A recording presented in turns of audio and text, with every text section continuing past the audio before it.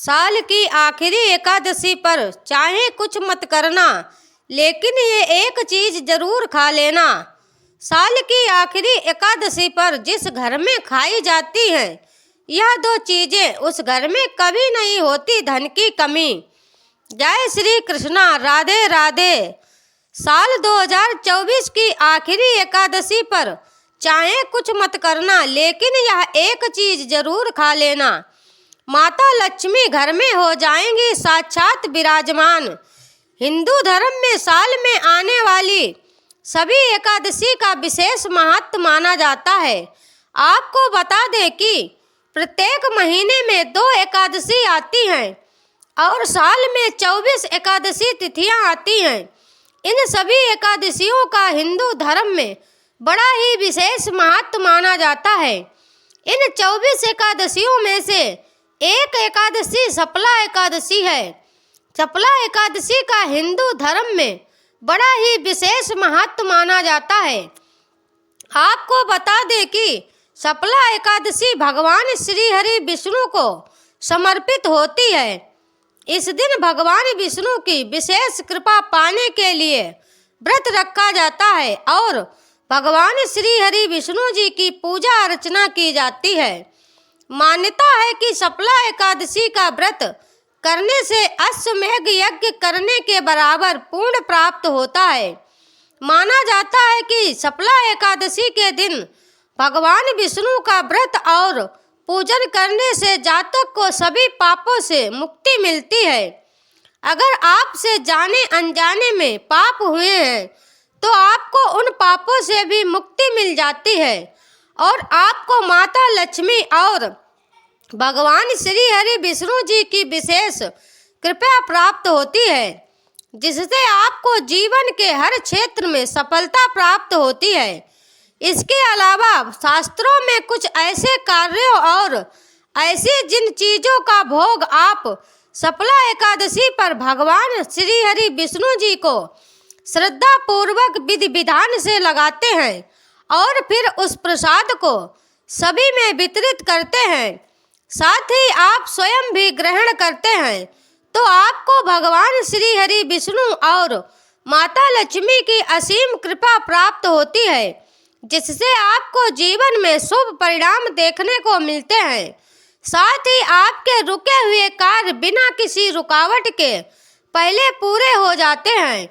ऐसे में इस वीडियो के माध्यम से मैं आप सभी को बताऊंगी कि साल 2024 की आखिरी एकादशी कब है और इस एकादशी पर भगवान विष्णु की पूजा के लिए शुभ मुहूर्त क्या रहने वाला है। इसके अलावा सपला एकादशी का महत्व क्या है और इसकी पूजा विधि क्या है। इसके अलावा इस दिन किन चीज़ों का सेवन करने से सुख संपत्ति और धन ऐश्वर्य की प्राप्ति होती है और किन चीज़ों का सेवन इस दिन भूल कर भी नहीं करना चाहिए। इस वीडियो में आपको सपला एकादशी के बारे में संपूर्ण जानकारी मिलेगी। इस वीडियो को देखने के बाद आपको कोई और वीडियो देखने की ज़रूरत नहीं पड़ेगी, लेकिन उससे पहले अगर आप भी चाहते हैं कि भगवान श्री हरि विष्णु जी और माता लक्ष्मी की कृपा आप पर बनी रहे, तो कमेंट बॉक्स में सच्चे दिल से जय श्री हरि विष्णु, जय लक्ष्मी माता लिखकर अपनी हाजिरी जरूर लगाएं। तो चलिए सबसे पहले जानते हैं कि साल की आखिरी एकादशी यानी सपला एकादशी कब है। तो आप सभी को बता दें कि पौष माह के कृष्ण पक्ष की एकादशी तिथि की शुरुआत 25 दिसंबर 2024 को रात 10:29 पर होगी। फिर इसी तिथि का समापन 27 दिसंबर को रात 12:43 पर होगा। ऐसे में उदया तिथि के अनुसार 26 दिसंबर 2024 को सपला एकादशी का व्रत रखा जाएगा। अब आइए जानते हैं कि सपला एकादशी का महत्व क्या है। सपला एकादशी के दिन भगवान श्री हरि का पूजन किया जाता है। इसके अलावा मान्यताओं के अनुसार सपला एकादशी की रात जागृत करने से सभी इच्छाएं पूरी होती हैं। इस दिन श्रद्धालु बड़े स्तर पर पूजा, हवन और भंडारों आदि का आयोजन करते हैं। साथ ही शपला एकादशी के दिन किसी गरीब और ब्राह्मणों को भोजन करवाना बहुत ही शुभ और फलदायी माना गया है। इसके अलावा शपला एकादशी के मंगलकारी व्रत को पूरी विधि विधान और श्रद्धा पूर्वक करने से मनुष्य को मृत्यु के बाद विष्णु लोक की प्राप्ति होती है। इसी के साथ इस व्रत से मानव जीवन में भी सुखद जीवन की प्राप्ति होती है। तो यह था शपला एकादशी का महत्व। चलिए अब जानते हैं शपला एकादशी की पूजा विधि के बारे में। शपला एकादशी के दिन भगवान श्री हरि विष्णु की पूजा करने से प्रभु की कृपा से हर कार्य में सफलता प्राप्त की जा सकती है। ऐसे में आपको शपला एकादशी के दिन प्रातः काल ब्रह्म मुहूर्त में उठकर स्नान आदि करके भगवान विष्णु का स्मरण कर व्रत का संकल्प करें। फिर स्नान आदि के बाद पूजा की तैयारी करें। इसके लिए चौकी पर पीले रंग का वस्त्र बिछाकर भगवान विष्णु की मूर्ति या चित्र स्थापित करें। फिर भगवान को गंगा जल से स्नान करवाएं, नए वस्त्र पहनाएं और तिलक लगाएं। भगवान विष्णु को पीले रंग के फूल, फल, धूप, दीप और चंदन अर्पित करें। इसके अलावा विष्णु सहस्त्र नाम का पाठ करें और शपला एकादशी व्रत कथा का पाठ करें। साथ ही भगवान विष्णु की आरती करें और पूजा के दौरान हुई भूलों के लिए क्षमा मांग लें। फिर लोगों को प्रसाद बांटें और स्वयं भी प्रसाद ग्रहण करें। ऐसा करने से आपको भगवान विष्णु की विशेष कृपा प्राप्त होगी। तो यह थी शपला एकादशी की पूजा विधि। आइए अब जानते हैं शपला एकादशी पर भगवान विष्णु को किन चीज़ों का भोग लगाना चाहिए और किन चीज़ों का सेवन करना चाहिए। लौकी यानी घिया लौकी शपला एकादशी पर खाई जाने वाली एक महत्वपूर्ण सब्जी है। लौकी यानी घिया को हल्के मसालों के साथ सेंधा नमक डालकर तैयार किया जाता है। लौकी भगवान विष्णु को विशेष प्रिय है और इसे माता लक्ष्मी को भी अर्पित किया जा सकता है। इसके अलावा यह शरीर को ठंडक प्रदान करती है और पाचन के लिए लाभकारी होती है। सीताफल शपला एकादशी के दिन कद्दू यानी सीताफल का सेवन अत्यंत शुभ माना जाता है। धार्मिक मान्यता के अनुसार कद्दू भगवान विष्णु को अत्यधिक प्रिय है और इसे माता लक्ष्मी भी प्रसन्न करती हैं। कद्दू को सात्विक तरीके से तैयार किया जा सकता है, जिसे बिना प्याज और लहसुन का उपयोग किया जा सकता है। इसे हल्दी, धनिया पाउडर और सेंधा नमक के साथ पकाया जाता है। कद्दू का सेवन करने से शरीर में ऊर्जा का संचार होता है और मन शांत रहता है। यह सब्जी न केवल स्वादिष्ट होती है बल्कि स्वास्थ्य के लिए भी लाभकारी होती है। शपला एकादशी पर कद्दू खाने से भगवान श्री हरि विष्णु और माता लक्ष्मी का आशीर्वाद प्राप्त होता है, जिससे जीवन में सुख समृद्धि आती है। साथ ही घर में भी सकारात्मक माहौल बना रहता है। शकरकंद शकरकंद एक सात्विक और पौष्टिक सब्जी है जो शपला एकादशी के दिन खाई जा सकती है। इसे उबालकर या हल्का भूनकर खाया जाता है। साथ ही शकरकंद भगवान विष्णु और माता लक्ष्मी को अर्पित किया जा सकता है। यह सब्जी स्वास्थ्य को बेहतर बनाती है और व्रत के दौरान शरीर को आवश्यक ऊर्जा प्रदान करती है। इसीलिए आप शपला एकादशी पर शकरकंद का सेवन कर सकते हैं। धनिया की पंजीरी आपको शपला एकादशी पर धनिया की पंजीरी का भोग भगवान श्री हरि विष्णु जी को जरूर लगाना चाहिए। ऐसा कहा जाता है कि यह भोग श्री हरि और माँ लक्ष्मी को अति प्रिय है। जो साधक इस दिन उन्हें यह भोग सच्चे भाव से श्रद्धा पूर्वक विधि विधान से चढ़ाते हैं, उनके ऊपर माता लक्ष्मी की कृपा सदैव के लिए बनी रहती है। साथ ही आर्थिक तंगी की ओर और विवाह से जुड़ी सभी समस्याओं से मुक्ति मिलती है। चूरमे या हलवे का भोग। जी हाँ, सफला एकादशी पर चूरमा या हलवे का भोग भगवान विष्णु और माता लक्ष्मी को अर्पित करना शुभ माना जाता है। गेहूं के आटे से बने चूरमे या सूजी के हलवे को घी और शक्कर से तैयार किया जाता है। इसे तुलसी के पत्तों के साथ सजाकर भगवान को चढ़ाया जाता है। मान्यता है कि भगवान श्री हरि विष्णु को तुलसी अति प्रिय है। भगवान श्री हरि विष्णु जी को लगाए जाने वाला भोग तब तक अधूरा माना जाता है जब तक उसमें विष्णु प्रिय तुलसी शामिल ना हो। इसके अलावा चूरमा या हलवा साधना और भक्ति का प्रतीक है, जिसे अर्पित करने से भगवान प्रसन्न होकर भक्तों की सभी मनोकामनाएं पूर्ण करते हैं, जिससे भक्तों को जीवन में शुभ परिणाम देखने को मिलते हैं और साथ ही बिगड़े हुए कार्य बिना किसी रुकावट के पूर्ण हो जाते हैं। इसके अलावा धार्मिक मान्यता है कि चूरमे का भोग चढ़ाने से परिवार में सुख समृद्धि आती है और जीवन की सभी बाधाएं दूर होती हैं। सूखे मेवों का भोग। भगवान विष्णु और माता लक्ष्मी को सूखे मेवे जैसे बादाम, काजू, किशमिश और अखरोट का भोग लगाना शुभ होता है, क्योंकि सूखे मेवे शुद्धता और शक्ति का प्रतीक होते हैं। ऐसे में सफला एकादशी पर सूखे मेवे चढ़ाने से घर में सुख, शांति और समृद्धि का आगमन होता है। इसके अलावा गुड़ और चने को शुद्धता से तैयार करके भगवान को अर्पित किया जाता है।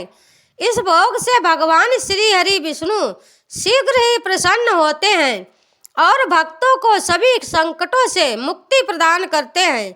श्रीखंड का भोग। जी हाँ, श्रीखंड सफला एकादशी पर भगवान श्री हरि विष्णु को अर्पित किया जाने वाला विशेष भोग है। इसे दही, शक्कर और इलायची के मिश्रण से बनाया जाता है।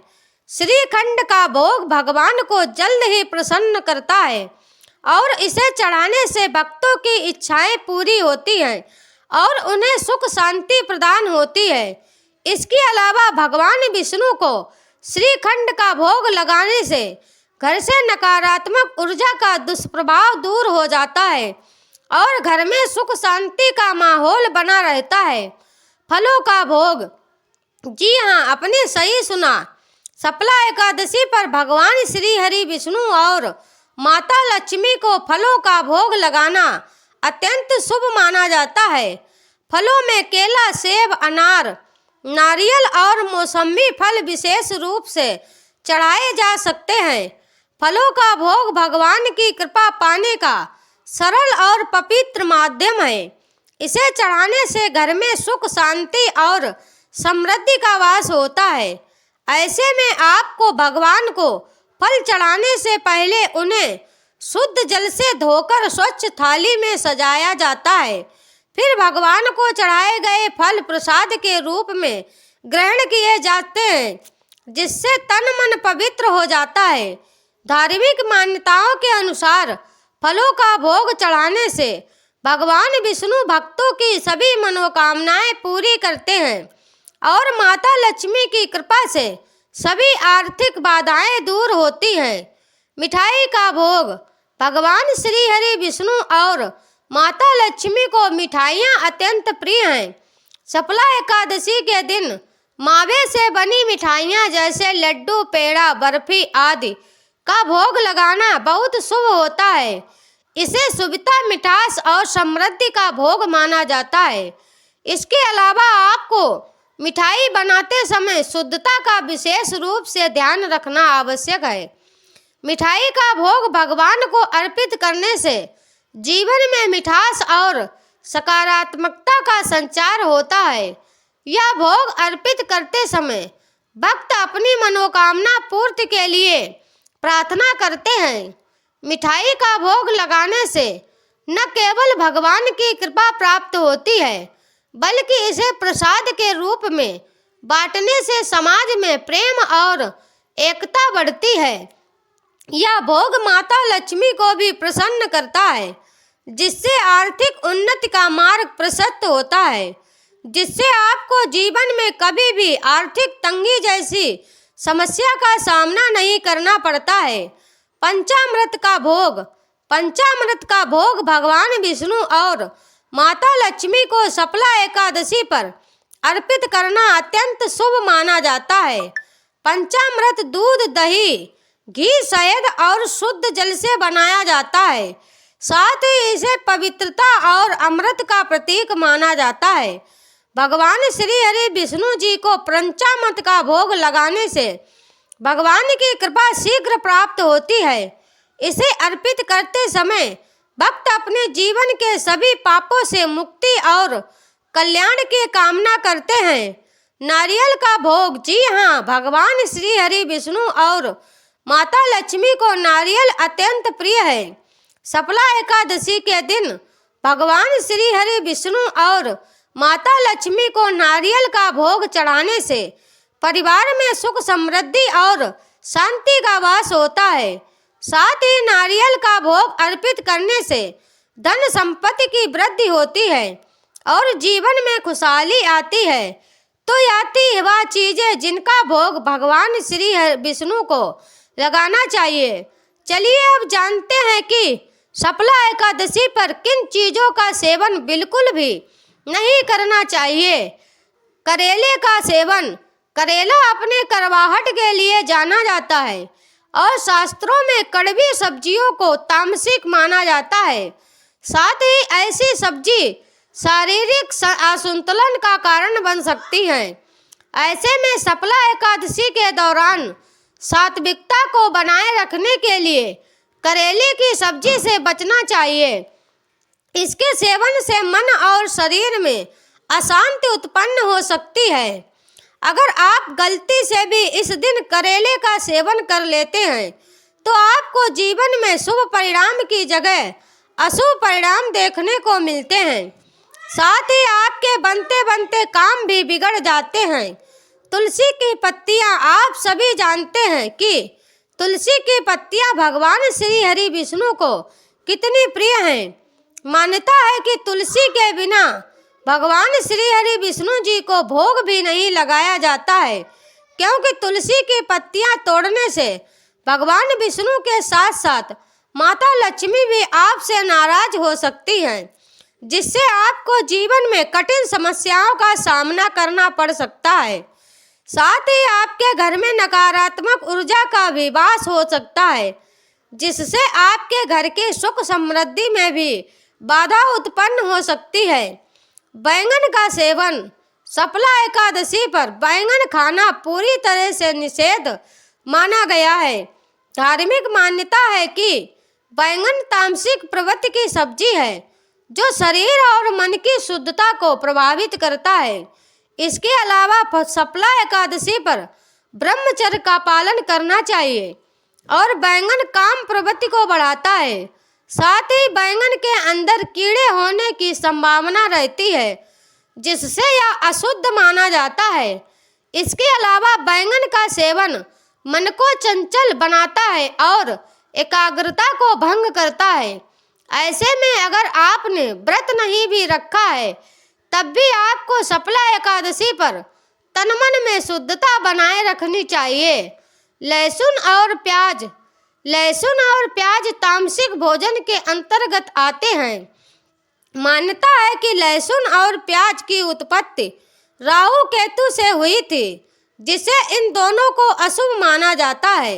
इसके अलावा यह शरीर में गर्मी पैदा करते हैं और तामसिक अशांति का कारण बनते हैं। ऐसे में सफला एकादशी के दौरान लहसुन प्याज का सेवन वर्जित है, क्योंकि इनसे भक्ति में विघ्न आ सकता है। साथ ही इस दिन बिल्कुल भी शराब, मांस, मछली आदि का सेवन भी नहीं करना चाहिए। तो दोस्तों, यह थी वे चीजें जिनका सेवन सफला एकादशी पर बिल्कुल भी नहीं करना चाहिए। अगर वीडियो अच्छी लगी तो वीडियो को लाइक और शेयर करें। मिलते हैं फिर एक नई वीडियो के साथ। तब तक के लिए जय श्री कृष्णा, राधे राधे। आप अपना ख्याल रखें। धन्यवाद।